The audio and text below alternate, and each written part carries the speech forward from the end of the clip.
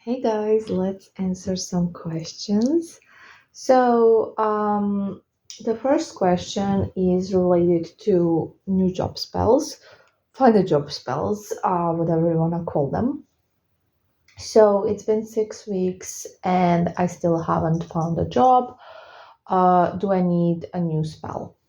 No, you do not need a new spell. So, 6 weeks, that's like a month and a half, which is a really short period of time spell wise. Um,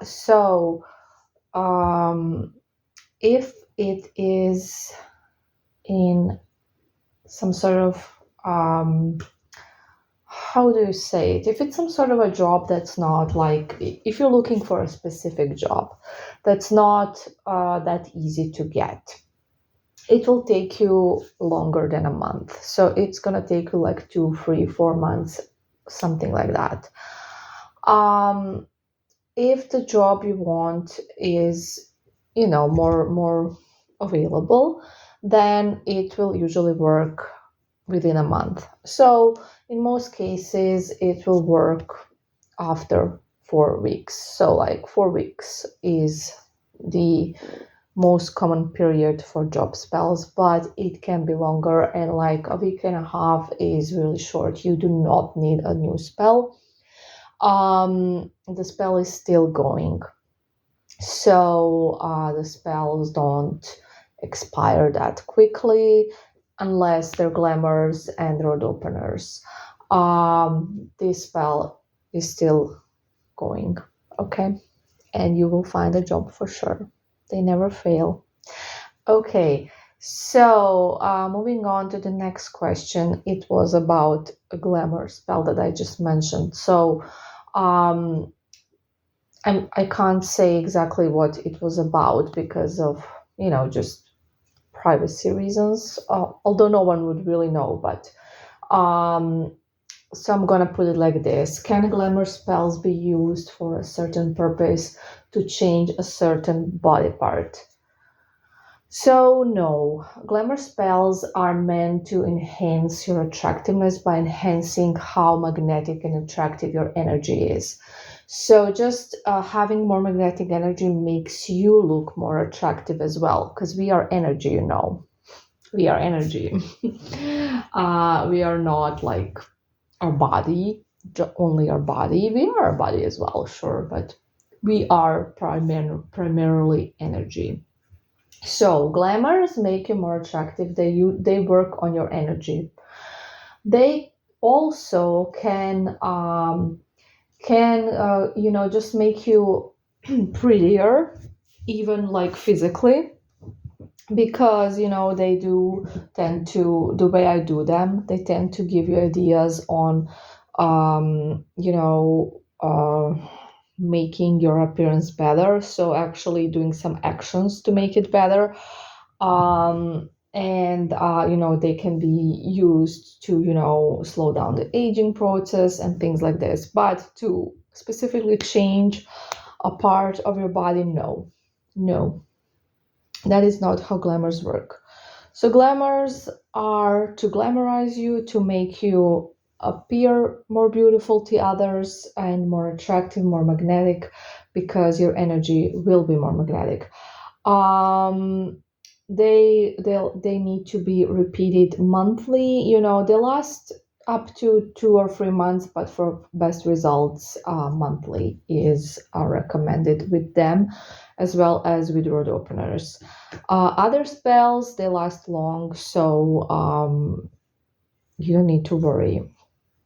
If you got a new job spell, there's no need to repeat it like ever, so don't worry, unless you want at some point another job and you already had this one with this spell. So just in that case. Okay, so just to clarify, when it comes to repeating spells, so if it's a new job spell, you do not need to repeat it. Okay. If it's a glamour or road opener, yes, you need to repeat it, because these are the spells that expire rather quickly. So glamours make you more attractive. your energy more attractive, which does make you physically more attractive because we are energy and our bodies also reflect that energy. And road openers, they open roads. So I use road openers not for love, but for like business, career, school, things like that. So they will open roads and opportunities that normally would not get opened just in regular life. Okay.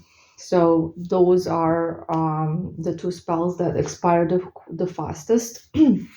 Love stuff also lasts really long.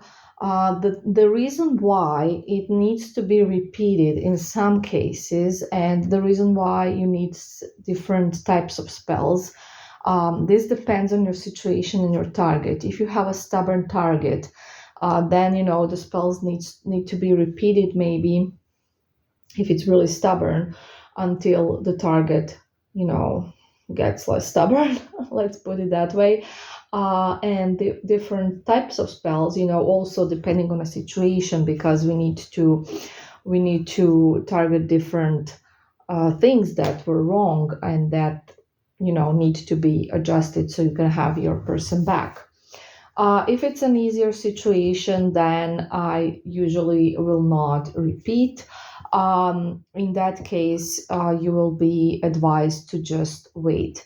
And if it's an easier situation, yes, one spell, just the X-Pack, for example, can be enough and was enough for a lot of people. But you need to be patient and give it some time.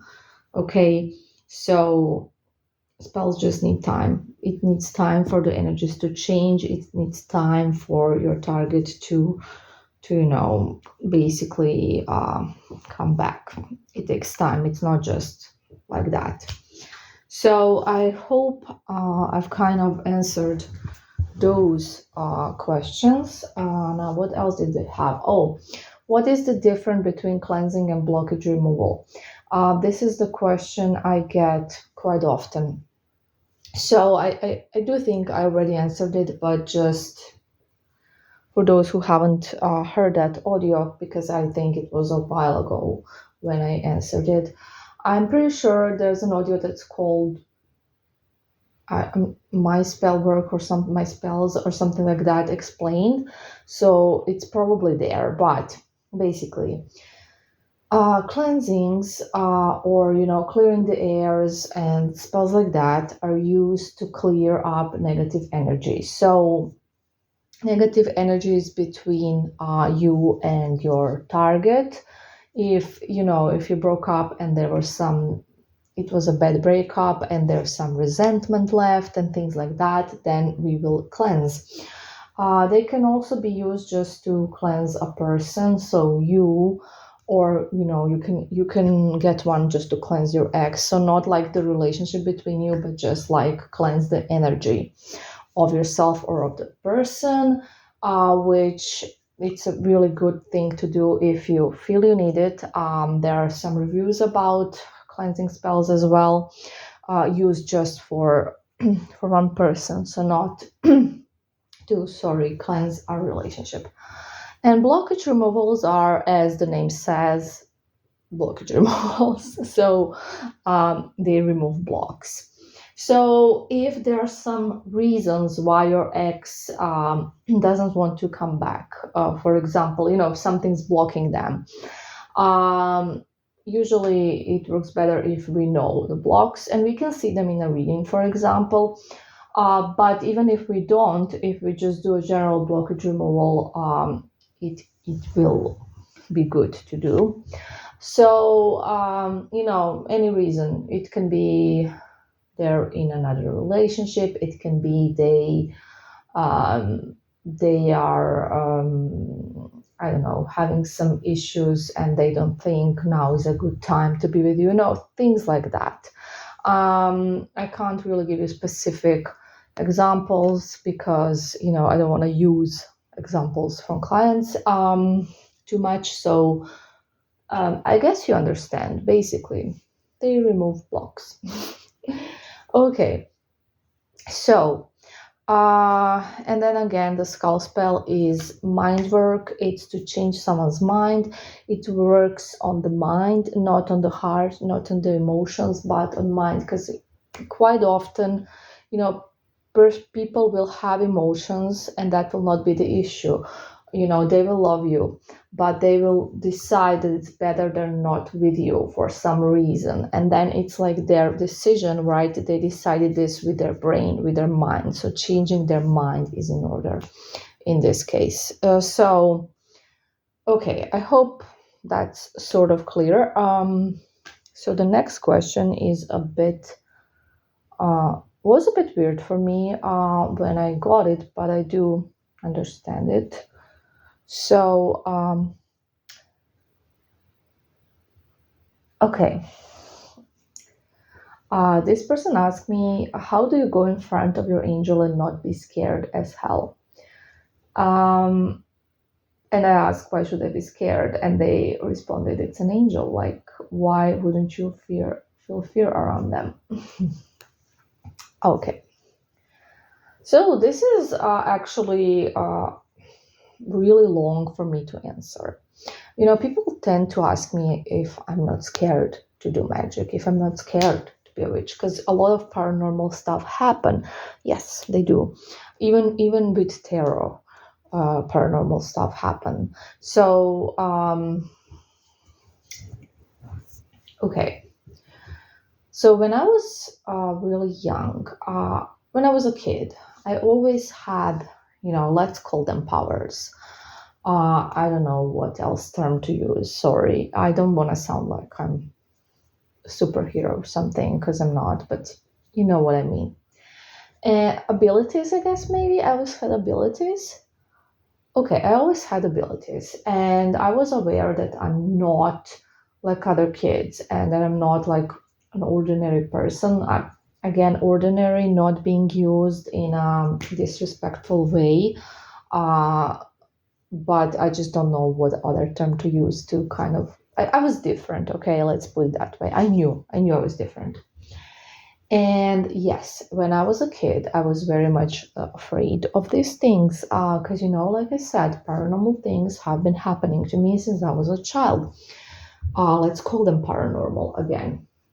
It's what we as human beings find paranormal. And in actuality, it's not. But yeah.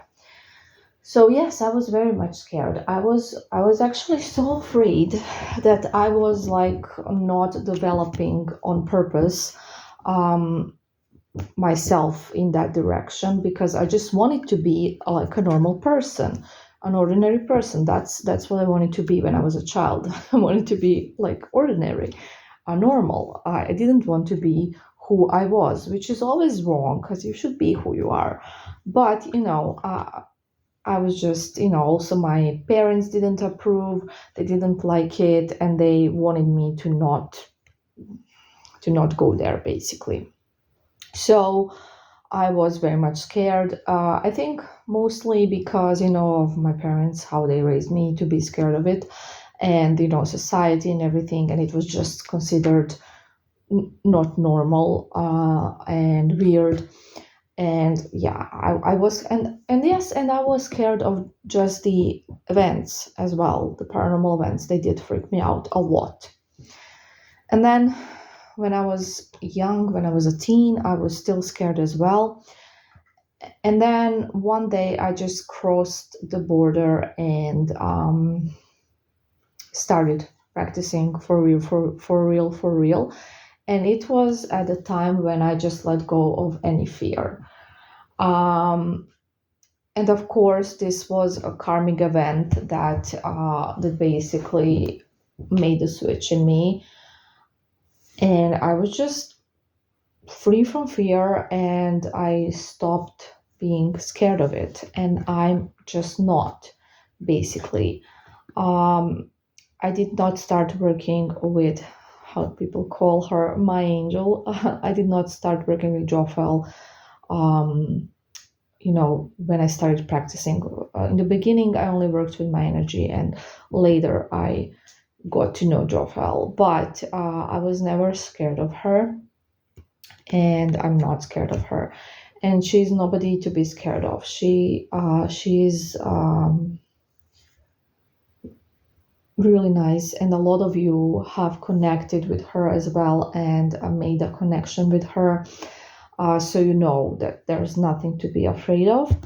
Um, so yeah, I'm just not scared.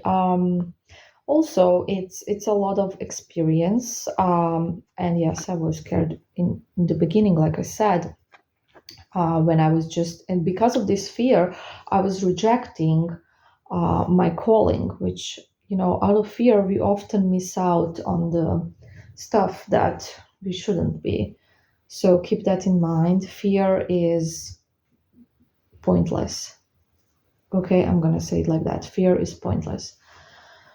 So, since the moment that I actually started my practice, I haven't had any fear regarding to magic.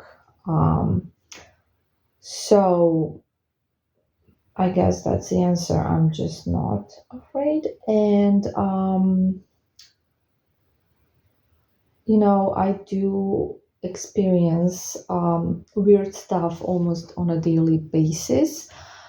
There are some really weird events that tend to happen, and I don't talk about them publicly because some of them are related to clients, so I can't.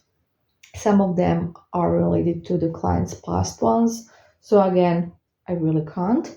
And then some of them are just so bizarre that I kind of think that people wouldn't believe me. So I don't want to put myself out there, and some people, of course, I don't mean you guys, but some people would be, oh, this is too much, she's making this up and stuff like that. So I'm just keeping these events to myself, basically. But yes, there are some freaky stuff that happen when you are a practitioner. Some freaky stuff happen when you are just working for yourself as well, and some freaky stuff happen when you're just a tarot reader. So it's all just different doors open, and some things out of the ordinary do happen. Nothing dangerous, nothing to actually be afraid of. But things that are not something that happens in your everyday life. Let's put it that way.